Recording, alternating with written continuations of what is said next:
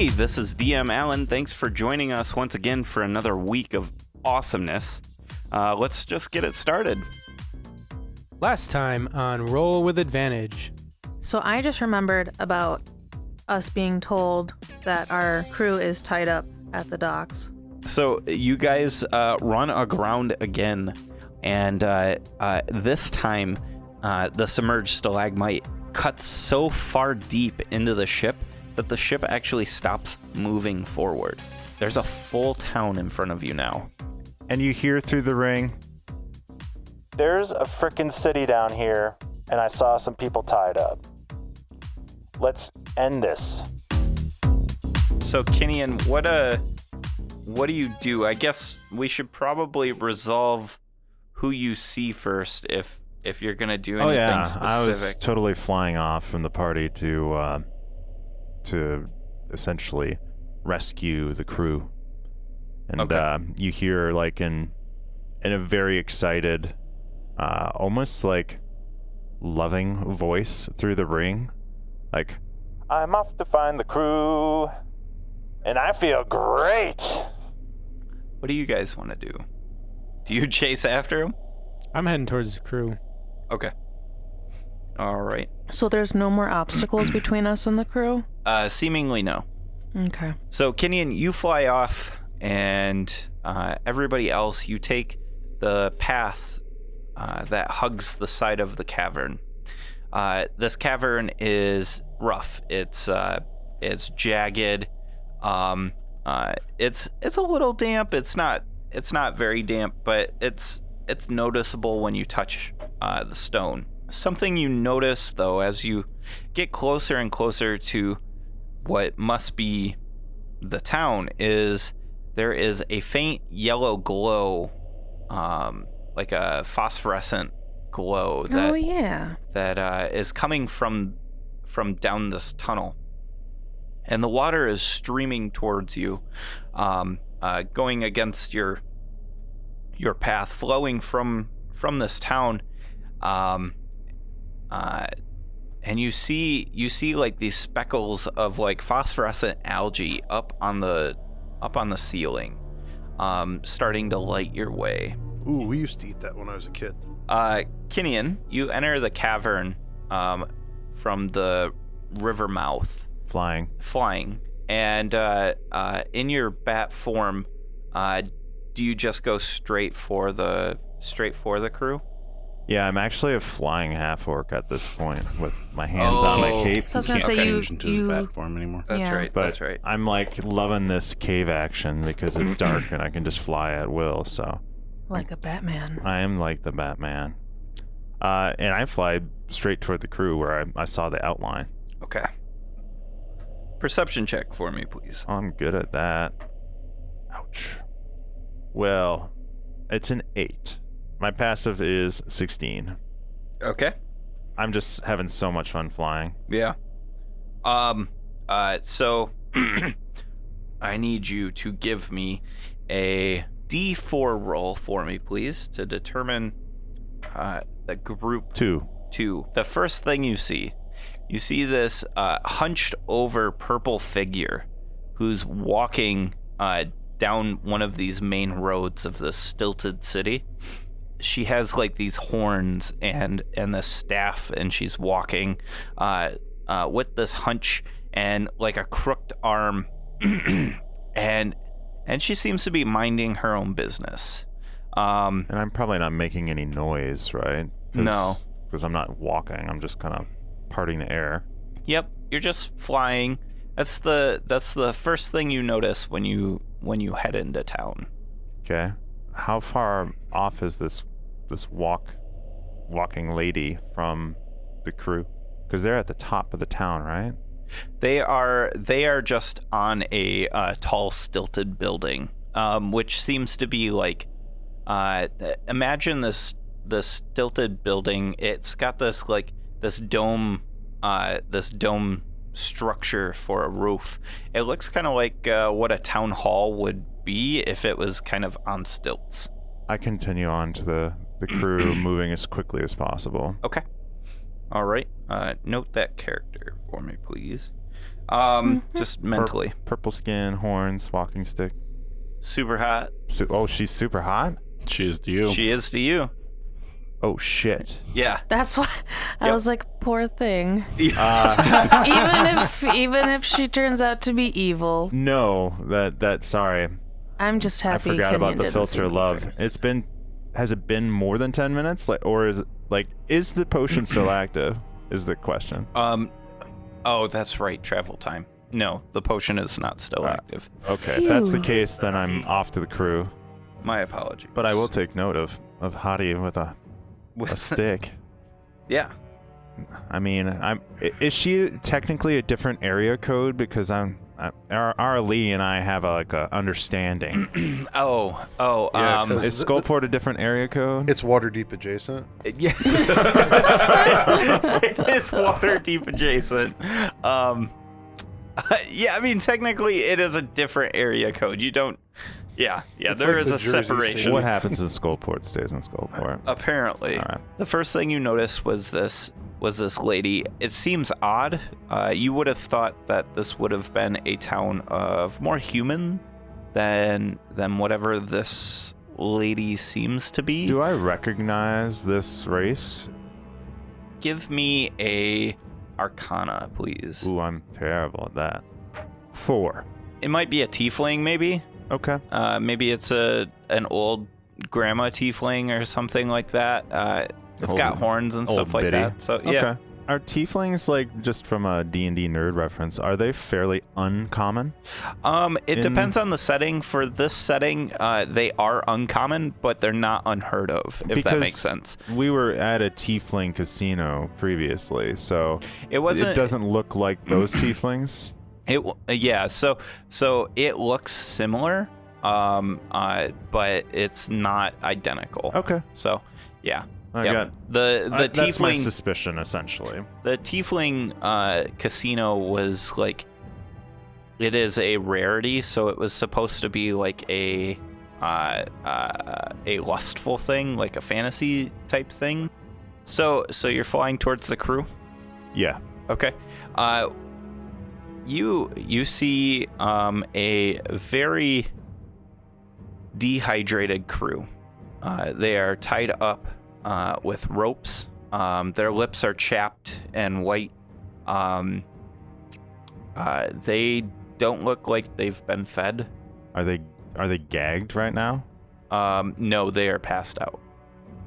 Completely, just not KO? Yeah. They're just hanging there. They don't smell dead. They don't smell good. I immediately start cutting them down, Okay. and I would like to know if any of them regain consciousness. Okay. So as you're cutting them down, you are about 60 feet in the air, and you're shaking one of them as you're like sawing through these ropes. Hold on, they're on poles 60 feet in the air? Yes. Yeah. They're on stilts. I can't then, because Oh, I'd have to okay. hold my hands on the cloak. You could hold onto the stilt if you Okay. like. Well, I'll hang on the stilt then. Yeah. And instead of cutting them down because they're KO, Yep. I want to try to bring them to. Oh, okay. I want to try to You're wake gonna them up. Okay. Would I have lost sight of Kenyon while he's flying ahead? If you are trying to keep pace with him, I would say no. You wouldn't have. Are you trying to keep pace with him? Yes, Okay. Kenyon's prone to trouble. Sure. So what happens is then is Minette, you fly into this cavern and you see this stilted city and all this phosphorescent algae on the ceiling, and you see Kenyon like hanging by a pole, and he's trying to figure out how to wake these crew people up. What you also see is you see a bustling town below him. You see people walking through the streets. Give me a perception check, please. 11. All you notice is that these people walking through the streets don't look humanoid, or they look humanoid. They're bipedal. They're not humans. Some of them are awfully scaly looking. and you are noticing creatures that are not of this plane. They're just from your background, you know them to be like a fae background. Does it look like any of them have noticed me flying up in the air? Not currently. Okay. They all seem to be very busy with whatever they're doing. You do see, Good. yeah, you do see a handful of guards like in a formation going down the street, and like it's almost in a wedge formation, and they're just kind of pushing these people out of the way. And they make their way up towards the north side of town. Kinian reaches his hand up to his belt, and basically I pull a hand axe out and I bury it into the pole above the first captive, so I have a good handhold, basically using it kind of like an ice climbing pick. I climb up on the first captive and breathe into his mouth. And basically, CPR style. Yeah. And I raise with my left hand up the conch and to put it to his lips and push on his stomach to make him exhale into the conch. Ooh. All right. Interesting. I am going to give you inspiration if you don't already have it. I do. Who wants one? It doesn't work like that. Aw. So Now, is the conch going to teleport with... Nope. They're nope, not because attuned. they're not attuned. Oh. Yep. Nice. That is. So I'll start scrambling from pole to pole if this is successful, using the same technique to get the crew to Maelstrom. So Manette, what you see is you're just kind of hearing this like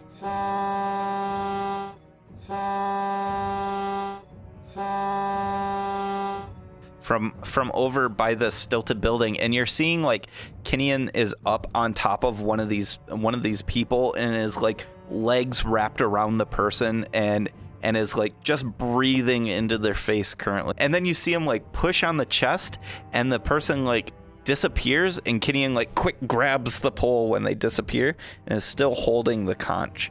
And I think he like looks at you and gives you like a sly smile, and it hits you for a second like, what the fuck? Like, okay, how'd he come up with that? And then you start seeing people making their way, and they're starting to circle this domed building, and they're looking upwards. They see me. So, how far back are the rest of the party? They just entered the cavern. They are not too far from you, in the mouth of this cave. I say through the ring, Kinian, I think you've been spotted. These people don't exactly look like typical townsfolk, so be careful. Must move faster. And I start. They're already gone. I got them all Yeah. gone. Yep. I put the conch back in my pack, and well, technically I kind of have it hanging on my side, don't I? Yep. And I take flight again. Okay. Would you like to try and sneak? Like try to sneak away flying, or are you just taking to the... I can attempt to sneak away. Before I stealth and try to slink off, do I see people actually looking at me? Yeah. There's no point stealthing. No. So I fly back toward the group. Okay. At this point, I'm gonna attempt to regroup. Okay. Sounds good. Nothing happens. No bells go off. No chimes go off. Minette, you see as Kinian is flying towards you, you see everybody that was circling this like town center type thing. They just go back to their normal walking about and doing their own thing. Do they look like the abominations that we've been fighting? Some of them do, especially the guards. Some of the scaly folks that you were seeing look like minor versions of those. While you're scanning through, you also see this one hunched purple lady with horns. If you'd like, you could attempt an Arcana as well. 21. You believe that she is a night hag, a fey witch. I say through the ring. So, Kenny, we got all our shipmates? Yeah. Cool. We can leave. Got what we came for. At the very least, we could try to figure out what's going on with the ship. We might need to parlay for materials to repair my ship. I mean, I wish I hadn't run aground. I chime in on the ring. I say, Well, we could at least go back to the ship, try and figure it out, and come back if need be. And check on the crewmates. Yeah. Or get stuff from Waterdeep rather than the mysterious pirate village of I don't know if that wherever the logic fuck this is. would land on Kinian. I think Kinian would be like, "Oh, pirate village, perfect." Yeah. He was just getting there. He's like, let me light my pipe. That's an awfully long walk. Maybe one of you guys that know how to write can leave a note at the entrance to this tunnel. Leave a note saying that we're willing to parlay. Ooh. Kyo writes a note. I was going to Says, say that's what Keo likes to do. These locks are locked by order of the Emerald Enclave. If you have any questions or concerns, please contact the Order of the Obsidian Flame. A subsidiary. So Located at the ship that is currently shipwrecked outside the cave. I do suppose we Basically, are in yeah. agreement, and I vanish back to the ship. When you go to hit the ring, it doesn't work. Bum, bum, Ruh-roh. bum. I would have also... So, like, is that just for Kenyon or all of us, I'm assuming? All of you. Okay. Man, I really wish I hadn't crashed my ship.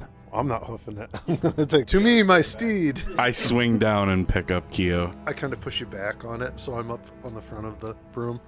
As you guys are turning and walking away, you hear the turning of large gears and like wooden cogs. You see a hoist come down from the ceiling into the middle of this bay, and on this hoist is a bunch of dead bodies, and they are just lowering down, and you see ships come in from the coast of the city, just these little paddle boats, and a bunch of the people in the boats are just putting the bodies on top of into these boats, loading them up and taking them off into town. You see that some of these bodies are like getting tossed into the water. Like they're kind of like sorting through them, and the good ones are being brought to the coast. That doesn't sound weird at all. Are any of the people sorting black with yellow spots? There's a couple like cobalt bodies in the mass of bodies, but Yeah. But there aren't any working with the sorters. no. Okay. No. So you head back to the ship. Yeah. You hoof it back to the ship, and after a long while, you can get back to the zip line. The ship is still there. What time of day is it? At this point, it's probably getting closer to evening. Is it dim enough for me to just fly? No. Okay. No. We're talking like supper time. Supper? He's on the ship. We'll try the ring again. Okay. Yeah. Once you can like see the ship, you hit the ring and you're able to bamf right back to the ship. I see him disappear, so I try it too. I fly back leisurely. Hey everyone, I'm DM Allen. This is episode 29 of season 2. Thank you so much for joining us. Thank you so much for listening. And thank you all for sharing us out on social media. If you guys haven't already, please leave us a review, subscribe, and if you got a comment or something like that, let us know what you're thinking right now. Go ahead and give us a shout out too on social media. We're at DM's Table on Twitter, and on Facebook we're at the DM's Table. Please share us with all of your friends and family and really help us grow by word of mouth. It really means a ton to us. We don't put a dime into advertising for the show, so this is the only way we can grow. Also, hit us up on social media and let us know what con you're going to be at this year. Con season's upon us, and we want to be out there and meet you guys. So let us know, and maybe we'll show up to one that you're going to be at. I'm going to hand it off to AJ, the voice of Minette, for this week's sponsor. This week's sponsor is Audible. Audible is an amazing audiobook platform that has over 180,000 audiobooks to choose from for your iPhone, Android, Kindle, or MP3 player. Our listeners get a free audiobook download and a 30-day free trial at www.audibletrial.com/RWA. This week, I want to recommend Red Shirts by John Scalzi. Red Shirts is a great fit for any Star Trek fans out there. It's a sci-fi book following some of the crew of a starship who start to notice some really weird things happen around the senior officers. Physics starts acting weird, and they say overly dramatic things like they're talking into a camera. It's a hilarious take on sci-fi tropes, and the narration has so much character thanks to Will Wheaton, who has some experience with overly dramatic delivering lines. I personally love that book too. It's absolutely fantastic. Go check it out. I real quick want to talk about Incompetech.com. As you guys know, Incompetech.com has been providing us with our background musics. They created our intro and our outro music. They are absolutely fantastic. Go check them out. They've got great background music for setting the scene and really getting your players into the game. I highly suggest them. That's Incompetech.com. Here's a sample.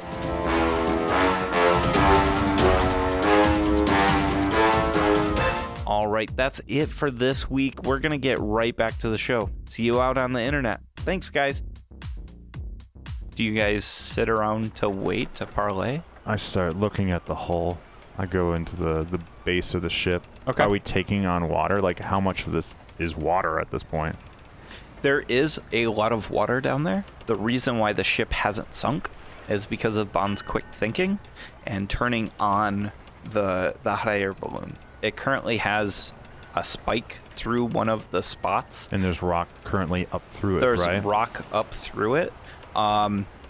There's gashes, and you can see down into the water, but it's not more than like 1.5 feet deep in here. I'd like to patch what I can, like take the time with hammer and all the spare wood and stuff to essentially patch what I can. Okay. So I do what I can, and I take a look to see if I can see T anywhere. You're down there alone inspecting the damages. You hear this voice that says, Your driving almost killed me, my thrall. And he just kind of walks out of a shadow. A shadow that's too small for anyone to have been sitting in. My apologies, Master. My regular crew was abducted, and I've recently righted that wrong. However, they are not present, and clearly you can see the damage to the ship. We're stuck here. He walks towards you and he says, "Hold out your arm, please." I do. And you see him. He's got like this rib poking through his side. On the count of 3, I need you to punch me as hard as you can in the rib. We need to set this bone back inside of me. That seems like a great idea. And he counts it off 1, 2, 3, and you punch him. Just flop. right in the side. You hear this like sickening crack, and the bone has broken now, and he's able to push it around his cold skin. This like dark ichor is kind of spilling from the wound.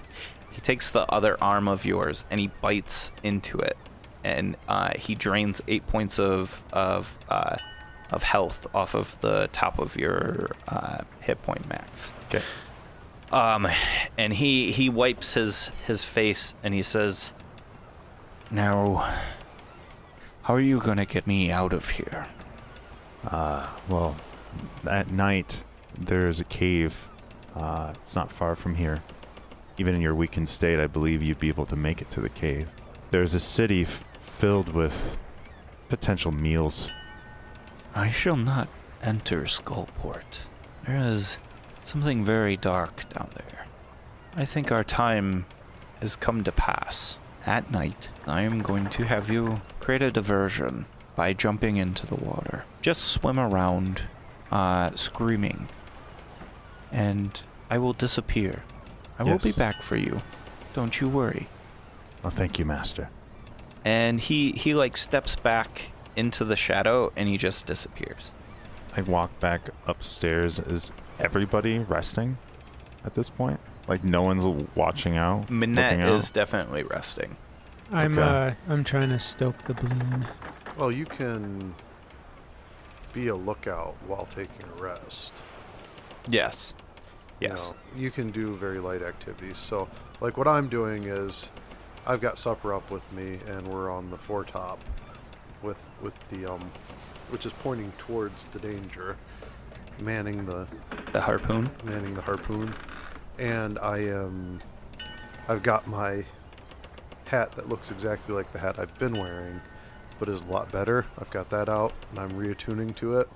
Bon, you don't need to stoke the fire. It is a trapped fire elemental. So, just leaving it on the setting it's on is good enough. All right. I go into my quarters and I inspect the bite mark on my arm Okay. and I lick it, Okay. like, affectionately. All right. And All right. I find a way to basically hang upside down for my long rest All right. from the ceiling if possible. So you're hanging for your rest, and you hear this voice. It says, You need to be shown the way." Like, you're right on the cusp of falling asleep when you hear this, and you like open one of your eyes, and you look around, and no one's there, and then it turns dark. The room around you becomes a swirling mass of this gray and black fog that is spinning in these clouds around you. I look back at the piercing on my arm, see if like my veins are freaking out around the bite, if it's just caused by the vampire bite. Okay. Just like, what is going on? Vampire venom. Yeah. No, nothing seems to be happening with the bite. And when you look back up, there's MacLeod standing there, and he says, "Give me that ridiculous necklace. Let's start with that." And My bow tie? No, he yeah. You say that, and he's like, "No, you fool!" And he puts his hand out, and you feel the totem, your bear totem, tug off of your neck, and the twine that you've had around tying it to your neck, it snaps, and it lands in MacLeod's hand, and he puts his hand and grasps it and lights a fire, burning your totem. No! And he says, "Now, let your heritage, your ancestors lead you." And he like crumbles the dust and drops it in front of him. And he says, "When you're ready, we will be here." You're back in your room. You are standing right side up at this point. You are not upside down anymore. What in the what? I grab for my totems. They're not there. They're all gone. Well, shit.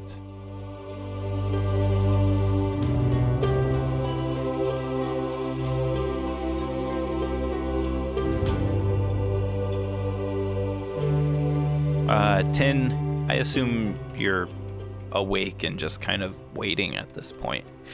You and Keo. Yeah, I'm up. I'm smoking some of the glowing moss, so I have some trickling glowing smoke coming out of my pipe. The algae from the cave? Yeah. Okay. Philip scrapes them off the ceiling. That's awesome. I need you to roll a Constitution save for me, please. Okay. Constitution, I'm great at those. Yeah, you are. 19. 19. You feel terrible. You have the effects of being poisoned, and what you see is a red-skinned Kinnian with flaming hair walking across the deck, and he just has this blank stare in his eyes. You know what? He's not even walking, he's gliding.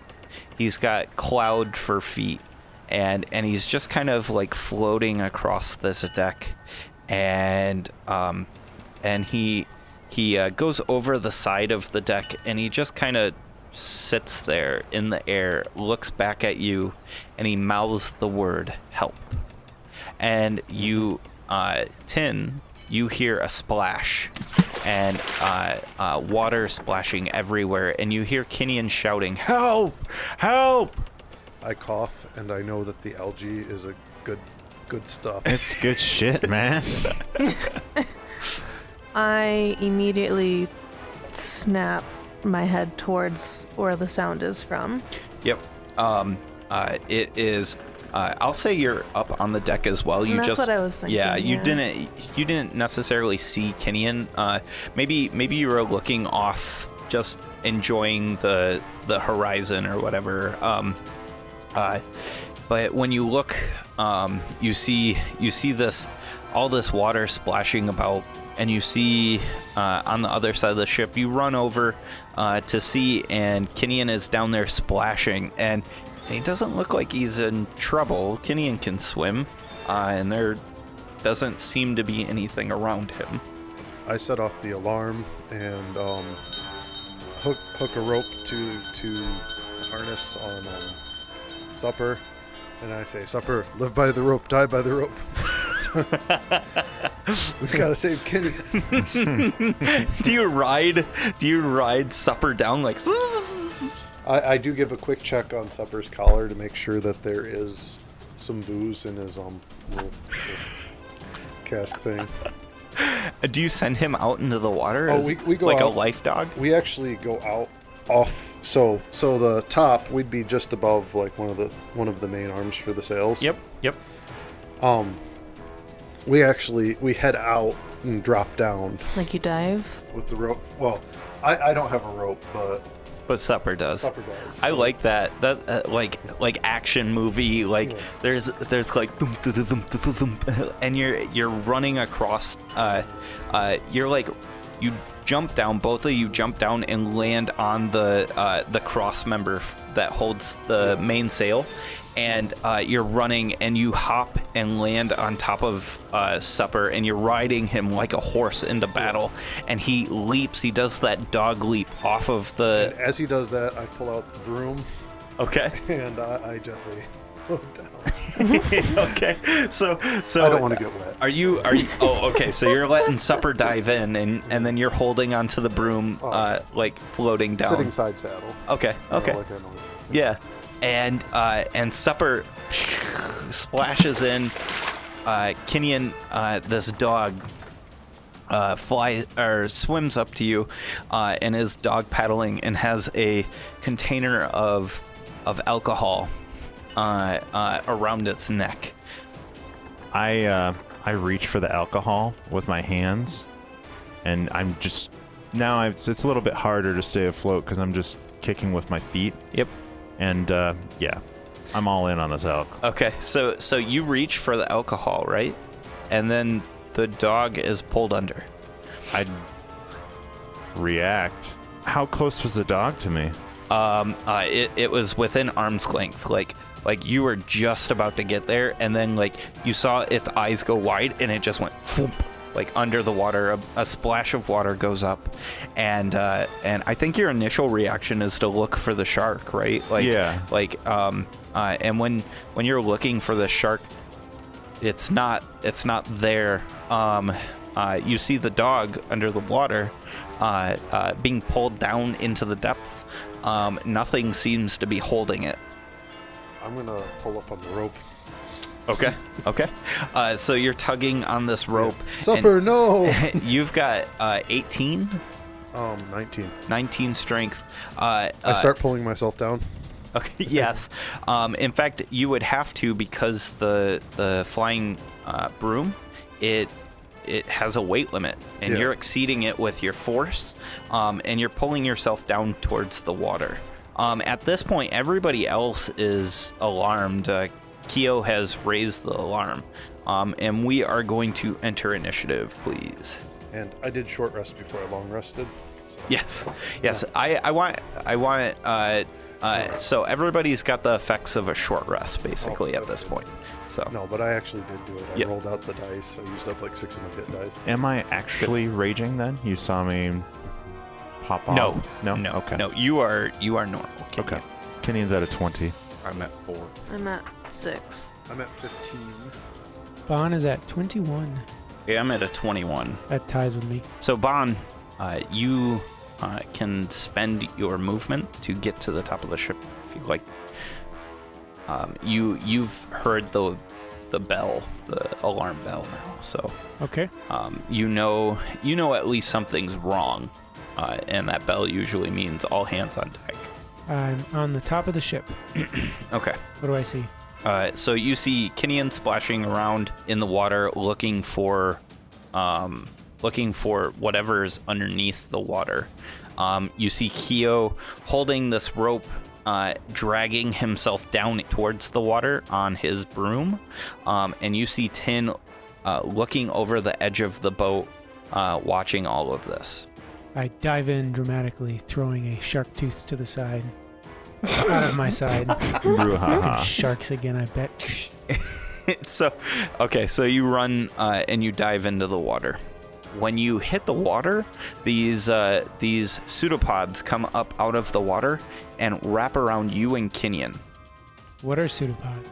They are like it's like an arm of water. So what I was dealing with earlier. Yeah. They wrap around you and Kinian, and I need a... Let's do Bond first. We're going to do a grapple check. So you use athletics or acrobatics, whatever is best for you. The wall of my dice tray changed my 6 to a 16 for a total of 24. Nice. So it wraps around you, and you use your monk-like deftness to remove yourself from the situation, and the pseudopod wraps around nothing, and in its frustration releases its form and splashes into the water. As I feel it, I go, oh, shit, shark! Oh, wait, there's no shark. Kinian, 16. the pseudopod wraps around you, grappling you across the chest, and it starts dragging you under the water. Okay. It is now your turn. I take a breath. Yeah, take a big breath. I am going to, because I'm in the water, attack at disadvantage at whatever's grabbing the water. Me. Yeah, I'm going to slash at the water. Okay. Recklessly. That's going to miss because it's a nat 1. Okay. And that's not doing so great either. 13. 13 is not going to do it. I'm freaking out, guys. You see like bubbles coming up out of the water. And that's what we hear through the ring too. Yeah. Bubbles coming out. Let's see here. Next is Keo. So, is Supper within 60 feet of me? Yes, through water. But I can see him. You can see him. Okay, I cast Banishment On Supper? on Supper. Do you want me to roll Supper save on that, or Send him to another plane of existence. No, Alright. I don't. Yeah, actually, yes, because he probably doesn't know what's going on. he saves at a 6? At a 6, yeah. Yeah, so he 6. doesn't make So Supper finds himself in heaven because that's where dogs go. Yeah, they all go there. it. So off screen you see a dog who just like appears in this bright demi-plane and like water splashes down around it, and it like does the dog shake off and then just kind of like sits and whimpers and waits.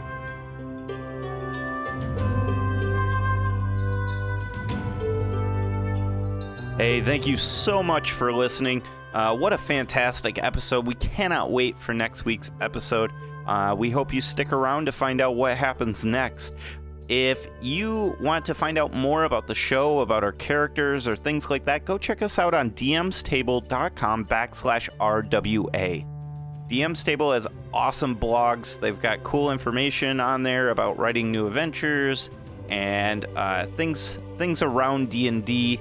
You can find a giant archive on all our episodes. DM's Table has got information on how to contact us through Twitter or Facebook or things like that. Go check it out, and we'll see you out on the internet. See ya.